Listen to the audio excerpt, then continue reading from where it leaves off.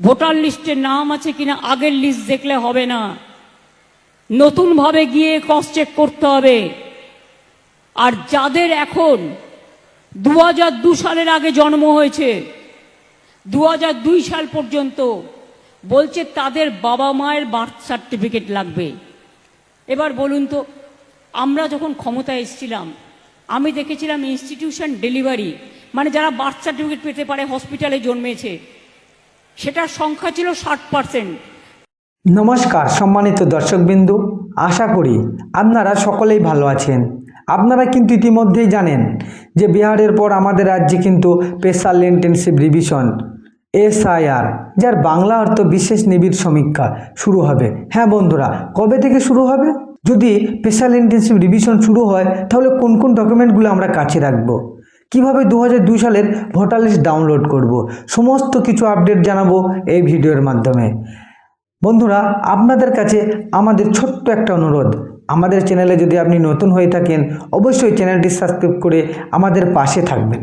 বন্ধুরা, আপনারা কিন্তু ইতিমধ্যে জানেন যে বিহারে সদ্য শেষ হয়েছে স্পেশাল ইন্টেনসিভ রিভিশন SIR এর কাজ, কিন্তু শেষ হওয়ার সাথে সাথে নির্বাচন কমিশনের তরফ থেকে একটা ভোটার লিস্ট পাবলিশড হয়েছে। সেখানে ভোটার লিস্ট থেকে 65 লাখ ভোটারের নাম বাদ যায়।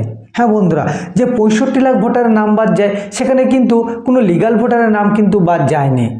তাহলে কোন কোন ভোটারের নাম বাদ গেল ভোটার লিস্ট থেকে? হ্যাঁ বন্ধুরা, 2002 সালের পর থেকে যেসব ভোটারের নাম বাদ গিয়েছে তাদের মধ্যে অনেকেরই একাধিক ভোটার কেন্দ্রে নাম থাকার জন্য বাদ গিয়েছে, অনেকেই বিহার থেকে অন্যান্য রাজ্যে স্থায়ীভাবে বসবাস করছে, অনেকেই আবার মারা গিয়েছে।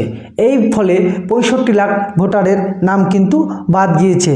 নির্বাচন কমিশন সূত্রে জানা গিয়েছে যে 2002 সালের ভোটার লিস্ট কিভাবে আপনি ডাউনলোড করবেন।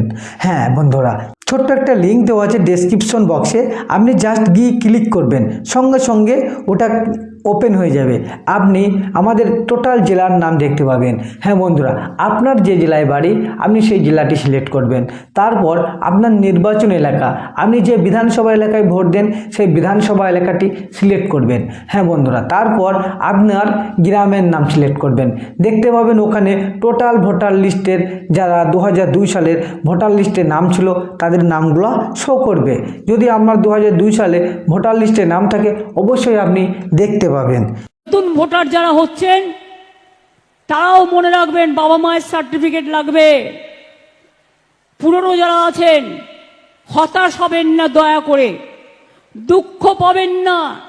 এটা একটা ডাবল ইঞ্জিন সরকারের চালাকি চলছে, চক্রান্ত, মানুষের নাম বাদ দিয়ে তাদের বাংলাদেশে পাঠিয়ে দেওয়া।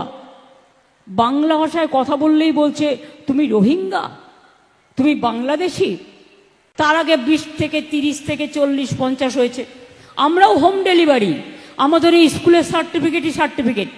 এবার আপনারা আমাকে বলুন, এখন যদি বলে 2 সালে যার 18 বছর বয়স হয়েছে, 2 সাল থেকে আজকে যোগ করুন 23 বছর, যদি তার বাবা মার 20 বছরও বয়স হয় মায়ের, তার মানে কত হলো? 46 বছর। সেই 46 বছর আগেকার বাবা মায়ের বার্থ সার্টিফিকেট জোগাড় করতে হবে। কজনের আছে? কজনের আছে? যারা বলছে তাদের আছে তো? জিজ্ঞেস করুন, যারা আইন করছে তাদের আছে তো? তারা সোনার চামচ মুখে দিয়ে জন্মগ্রহণ করেছেন, তারা কি করে বুঝবে খেটে খাওয়া মানুষের কথা, গরিব মানুষের কথা?